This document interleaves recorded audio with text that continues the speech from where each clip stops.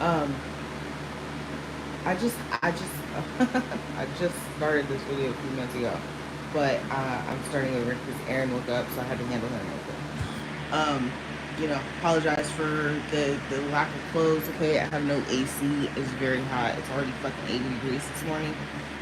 So yeah, this is what you get. I want to say that this is very, very ironic because Alvin Preach just dropped a video. I want to say it was like last night, talking about women who were wondering why they're having trouble being a boyfriend. They love too hard, and I actually figured out, literally, just figured out what was going on because I actually was dealing with someone, and there's a person on Instagram, okay, like things when I say things be so synchronistic for me, I couldn't even, I can't make it up, okay. So while this is happening, I am getting these, his name is Travis Ambrose Coach on Instagram, okay? And what he does is he breaks down the attachment styles. And what I found interesting is that uh, I have a anxious attachment. Okay, anxious attachment often goes hand in hand with borderline personality disorder, the falling quickly. Okay, and I figured out what the falling quickly is. It isn't actually about falling quickly. And what I realized is I'm actively, we are actively loved. Okay, when uh, when you actively use the five love languages and that person responds, responding isn't the same as reciprocating. When that person responds favorably to your act of love, it causes you to fall in love with that person. Because, like, if okay, your love language is gifts, and I give you a gift and your face lights up, you're falling in love with that person's reaction. Um, so you are actively, and love. Ooh, shit. Love is an action. Okay. Love is a verb. You are doing. So women are commonly. We've already done this demonstration. The video is called a demonstration. Women are actively doing multiple love languages where men are doing a few or very little. Okay, but what happens is that woman falls in love with the reactions that this person is having to feeling loved. They're not falling in love quickly. They're not being irrational in their love. It's because they're actively loving. Okay, um, so I had watched myself do this recently, but the person that I was dealing with, I've been dealing with them off and on for years. So every time that I see them, I'm actively engaging in love languages. I actually love a lot of people, and it would seem like, how do you love that person? How do you love these people? It's not that I'm polyamorous. There's no cap to how many people that you can love, and I am someone that we all know actively loves people. I'm actively putting out love languages all the time, all the time, all five. I'm very adept in love. I am love. I am the epitome of love, in my personal opinion. Okay, maybe you don't think so, but I know, and my daughter even knows. It says right here, my mommy is love. Okay, she understands that I know how to love. So a lot of women, especially when we come into the when I'm showing the imbalance of the love languages, okay, and how women are expected to give their quality time, but the man doesn't respect or give quality time back. Where the woman is giving gifts, and maybe he's being very stingy with his gifts or his money, and he wants to go 50-50, so she's never really getting any gifts. These are the reasons why these women are actually having so many troubles in love, because especially when it comes to the acts of service, to any woman whose love language is acts of service, Men, again, are programmed to believe that they don't have to do any acts of service. That's women's work. The love languages have been separated into gender roles instead of like a for all. Okay, and so I wrote this little thing here because then we get into the neediness. It's not actually neediness. Oftentimes, oh gosh, I had so much confirmation throughout this like last 2 weeks. It's crazy because first I had the Travis Ambrose coach and his videos, and I'm examining this and went oop oop oop oop, right? So then I got an article talking about how avoidant and anxious commonly pair up. Okay, avoidant attachment 555. Avoidant attachment often matches up and pairs up with anxious attachment. It's even that is the content that I'm referring to when I refer to Travis Ambrose coach. The videos that I saw were about dating a dismissive or avoidant person and an avoidant dismissive person dating an anxious person. The primarily what I see here is that women fall under anxious. It's a spectrum, okay? The exact same thing caused these two different attachment styles. The exact same thing caused these two attachment styles that are completely different and on opposite spectrums. And commonly men fall under dismissive, women fall under anxious, but either person could be that, but that's commonly what ends up happening, okay? Because women are the ones that are often called needy. It's very rare that men are called needy. It's often the women, all right? So what's important about this is I actually watched myself do needy behavior and I analyzed it, and I'm going to talk about it because it was dealing with a dismissive person. Okay, so here we go, okay?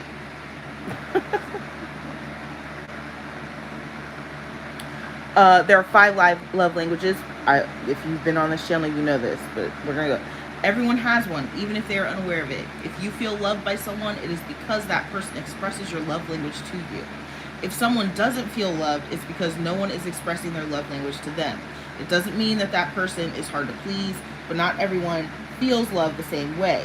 And oftentimes, if you do not know about love languages, you try to express your love language to that person, and they may not feel satisfied with that because that's not how they receive love, right? So if your love language is physical touch and someone physically touches you all the time and you love that, you'll try to give that back to them, but that's not what they want.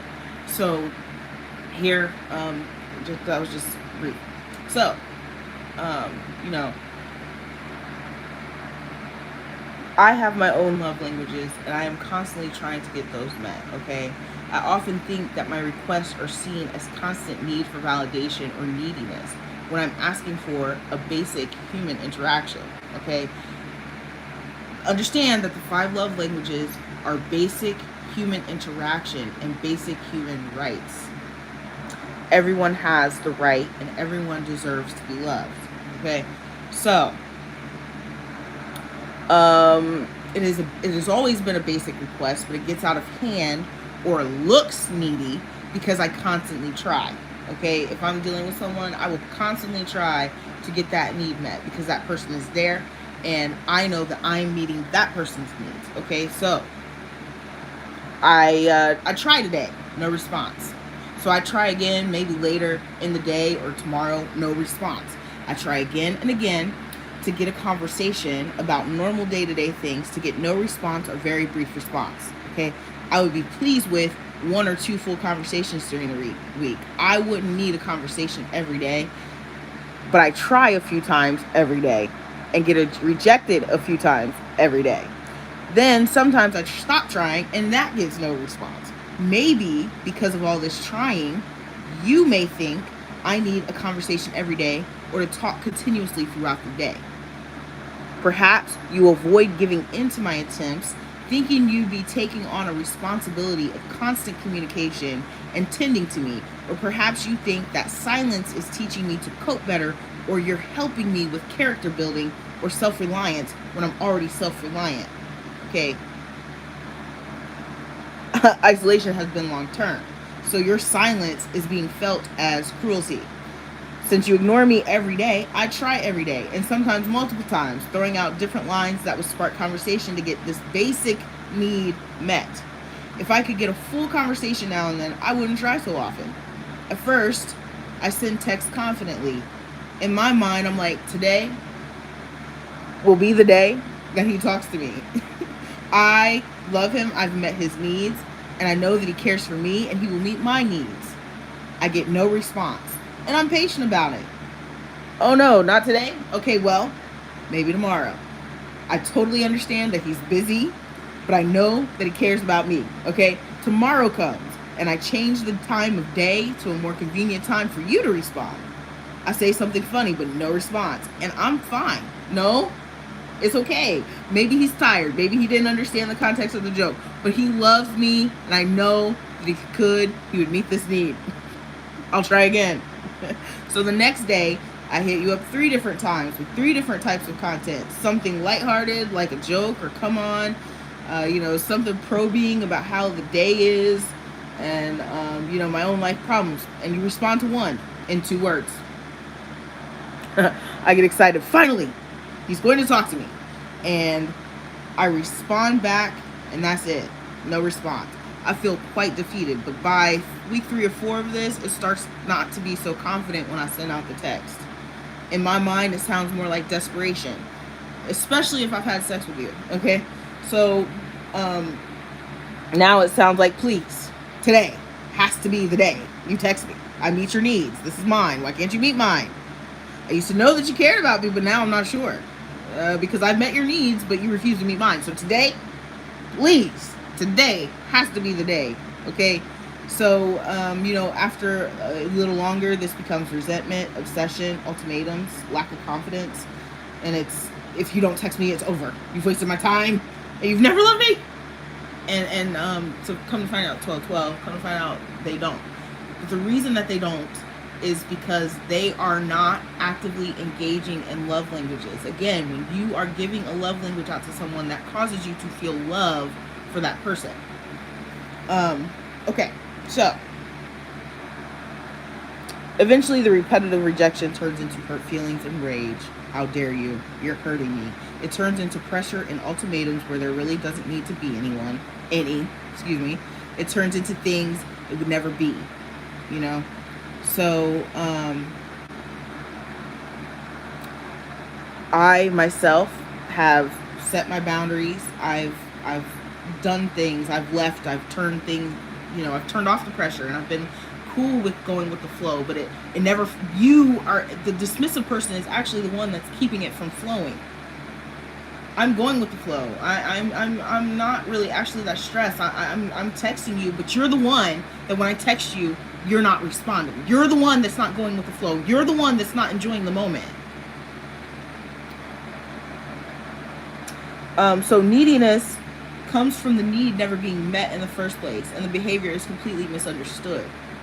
It's not someone who has an overgrown, insatiable need. Okay? It appears that way because they begin to attempt over and over and over to get that need met, where you are intentionally withholding. And you're intentionally withholding because of your misunderstanding of what it is. You think that it's lack of confidence when they're actually confident enough to reach out to you to have that need met. You're calling them, they're not confident. No, I was very confident when we met. I am now not as confident. And it's a result. And you'll say that I'm projecting, but I'm not, because what's actually happening here is your silence is a projection. You're not confident, and you are worried that you aren't good enough for a relationship, and you are not responding or letting things flow because you're afraid of rejection. This person is the anxious person. They're putting their needs out there. They are confident in reaching out to you. And by you being not confident, you are actually projecting that onto them. It starts to wear on their self-esteem because it's like, what am I doing wrong? How can I am working with you. Why are you not responding to me? I'm giving you your love language, and I'm doing everything that I possibly could. This is what's going on here. You know, I'm actually not even anxiously attached, to be honest with you. Like, I've worked a lot, and how I responded was actually very well. But I did continue to try to speak to them, because that's normal. If we're having sex, this is not boundaryless, okay? You do not get the privileges of sleeping with me and not put in any type of reciprocation whatsoever. That's not flowing. That's not enjoying. That's cruelty. That's treating me like a whore. If you think that a woman should be having sex with you and want nothing in return, you are treating that person like a whore, and you're degrading them. You know what I'm saying? That's, isn't that what y'all say a whore is? A person who has no boundaries, right? So you want me to have boundaryless sex with you, no boundaries. We don't have to have a relationship title. That's not what I'm interested in. I'm interested in reciprocation. You ain't doing that? You're not the victim here. You're not the victim here, and these women actually are in fact being victimized, because you guys seem to have no understanding of reciprocation, of love languages, or even boundaries. Yesterday I made a video. I deleted that video because now that I have this writing here, which the writing was done July 9th. Okay, so then I made my video yesterday, and it was talking about no motives, and I actually went into the situation with Jonah Hill, and you guys have like a misinterpretation of what a boundary is, okay? And also how your preferences, you're allowed to have preferences, but a preference is not a boundary. Those are two different things. A preference is what you would prefer a person to have or be. Like, you only want to date white people, right? That's a preference, not a boundary, right? So 1717. So if you want someone who doesn't behave in the way that Jonah was putting these things down, then you would need to find someone who's already doing that, and that's the problem. She was already posted that his very first interaction with her was liking a picture or video of her in a bathing suit on a surfboard. So then he comes and he says, you got to change that. You can't do that. That's not a boundary. That's a preference, and he should have found somebody that wasn't doing that. Okay? So a boundary is, I'm not going to have sex with you if you are not going to speak to me. That's not someone changing someone. That's someone asking for basic human rights. Okay? That's a boundary. Okay? You're not going to treat me like a whore. Okay? But I didn't say to him, I'm not going to fuck with you if you keep driving your black car. I want you to have a red car. Right? And that's not the same. That's a preference. Okay? I'm not going to keep... he smokes weed. I did not say you can't smoke weed if you're going to fuck with me. That would be changing him. No, I said you have to talk to me if you want to fuck with me. You see the difference here? It's about how he's treating me, not about anything that he's doing. I don't give a fuck about anything else he's doing except for how he's treating me. I didn't say he can't talk to anybody else. I didn't say that he could do any of that. I don't really give a fuck. But you're not going to treat me like that. There's the difference there. And so a lot of men do not understand that. You have every right to have a preference, okay? But you can't come to somebody who's not doing those preferences and try to tell them to do those preferences. That's what's making it abusive. And furthermore, dismissive and avoidant people, when you are ignoring the person that you're sleeping with and you're doing some of these things, you may not be intentionally being abusive, but it is abusive, okay? I'm not saying that you are an abuser, okay? I think everyone has something that they do that can be construed as abusive. It doesn't mean that you have a pattern or the intention to abuse, but you still have to have the awareness to recognize that you are harming someone with your behavior. And in this case, that is what happened here. So thank you for your time. You guys have a wonderful day.